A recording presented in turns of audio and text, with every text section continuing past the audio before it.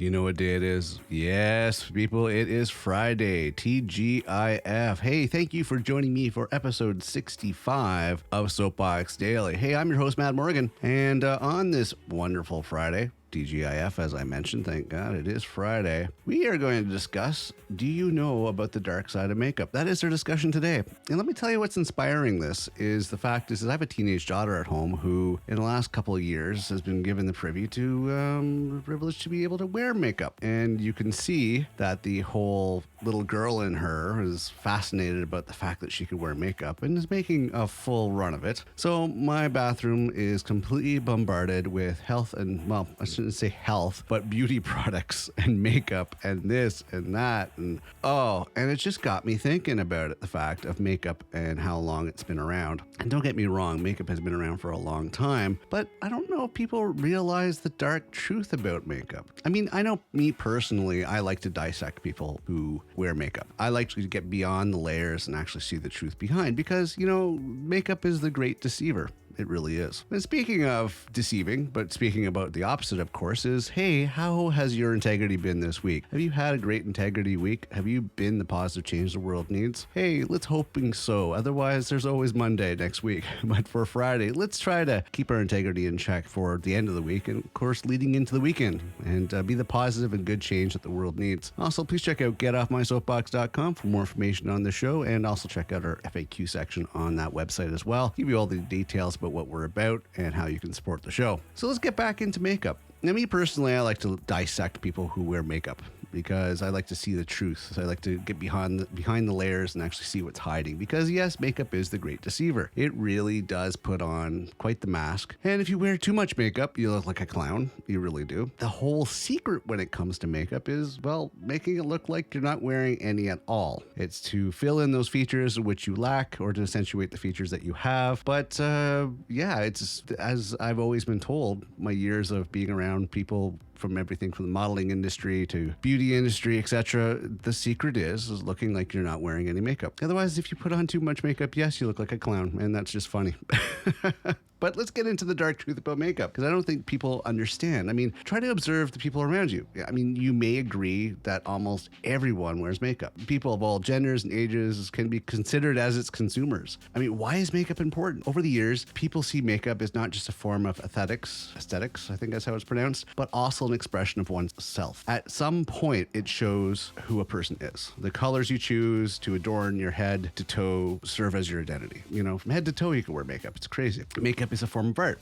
There are people who are more confident expressing themselves with makeup. They can play with colors and textures as if their face and body were their canvas. They consider this as their form of expression and a talent unique to themselves. Truly, they are amazing because of that. Moreover, makeup has now become a tool to enhance someone's personality. It does not only show the beauty of someone, it can further boost the inner and outer self. We cannot deny the fact that makeup is now a strong source of confidence and self-esteem and an effective tool to stay attractive and young. Indeed, makeup has helped humanity in various ways. Makeup is a tool for beautification, but it hides a grim imperfection behind its pretty facade. And here are some dark truths you must know before buying another makeup item. The reality about when it comes to makeup, I mean, the controversial origins of makeup pretty much goes into this. I mean, people are starting to become more responsible consumers by trying products that are vegan and cruelty-free. However, the solution cannot totally remove ugly smudges of the makeup origin. Even if not tested on animals, vulnerabilities can still be observed, such as child labor and underrate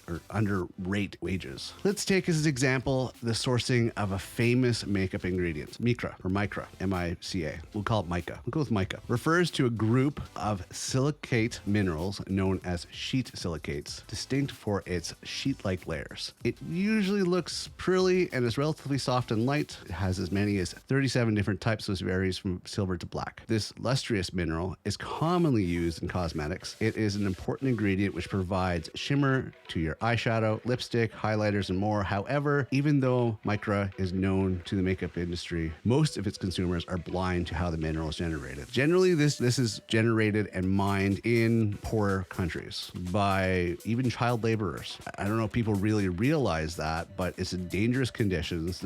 They don't, there have been recorded about 700 mines with 20,000 workers in it. Most of the population are children. They do not wear safety gear, nor do they have proper tools for mining. I mean, this accounted for about 10 to 20 deaths a month. Though contractors are willing to give compensation for the demise, the unsafe practices still remain. So keep that in mind before you buy your next product. I mean, are we still feeling pretty after learning these truths of and this is just one of the ingredients of makeup, how it's obtained? That's something to keep in mind. The makeup industry is kind of scary. I mean, aside from the macro effects of the makeup origins, the use of it has a personal setback. The makeup we use every day are made up from various chemicals that should not be usually applied to your skin. While the cosmetic industry willingly cooperates to put minimal amount to no amount of toxic substances in their products for safety of consumers, continuous use of these still has serious impacts. One of the most controversial chemicals found in cosmetics is formaldehyde. Well, this substance is usually used in treating a corpse, and people may not be surprised with that. This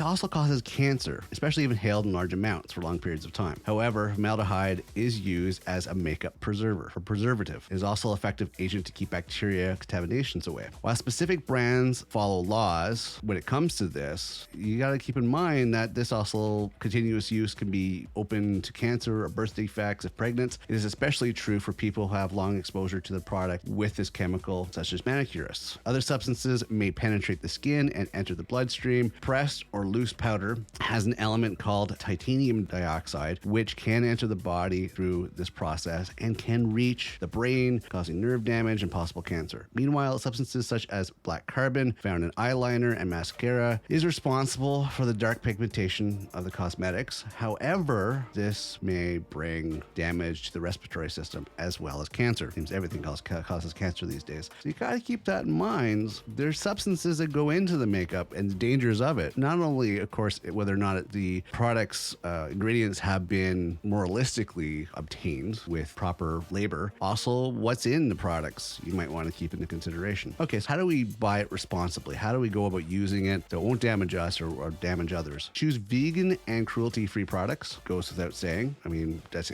self-explanatory, natural, and of course not hurting any creatures. Choose reusable makeup tools that can be reused for daily use, so that way you don't have to keep adding to trash and landfills. Avoid one-use products. I mean, some makeup tools and products are one-use, and this is even more alarming because their packaging, the products themselves are not made with easily biodegradable materials. Try zero-waste makeup brands, because again, that's just going to add to, harming the environment. And also do it yourself. Believe it or not, research it. There are makeup that you can make yourself. Natural products, so you know what's going into the makeup that you're wearing. In conclusion, makeup is now part of our daily routine for some people. I mean, it's always been associated to beauty. However, with responsibility and sustainable choice of the products we put on our skin, we can show we are not only after the aesthetics on the surface, but also our beauty inside. The reality is, if you choose to wear makeup, be smart about your choices. Just because it looks good on you doesn't mean it's created the way it should be, and keep that in mind. Also, keep in mind what it's doing to your body. I mean, I believe natural beauty is more important than anything else, but that's up to you. That is up to the consumer. That is up to the individual. I don't think you should have to wear makeup, but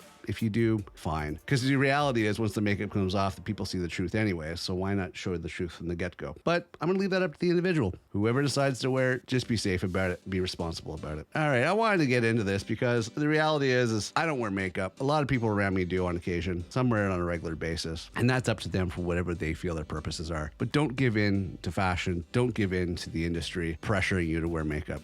Your healthier choice is not wear makeup at all. All right, I'm your host, Matt Morgan. I'm going to conclude this for this Friday. That is it for today. The show went a little longer, but I wanted to cover this subject and get some information out there. I felt it was important. So please forgive my overtime on this one. But I hope you have a marvelous Friday going forward. Yes, TGIF. And I hope you have an amazing weekend. Please check out getoffmysoapbox.com sometime this weekend if you would feel so inclined to. Also over on Twitter @MadSoapbox. On our website, you will find links from everything from our FAQ section to give you more details. We have contacts on there, as well as links to our other social media platforms. Also Patreon, if you're feeling so inclined to be able to help us out, throwing some financial support our way. Otherwise, tell people about our show, share our episodes, tell people about us. That would be great. I would appreciate that. And all the information, as I mentioned, could be found on our website. I'm going to wrap this up. Have a great weekend, and I will see you our next episode on Monday.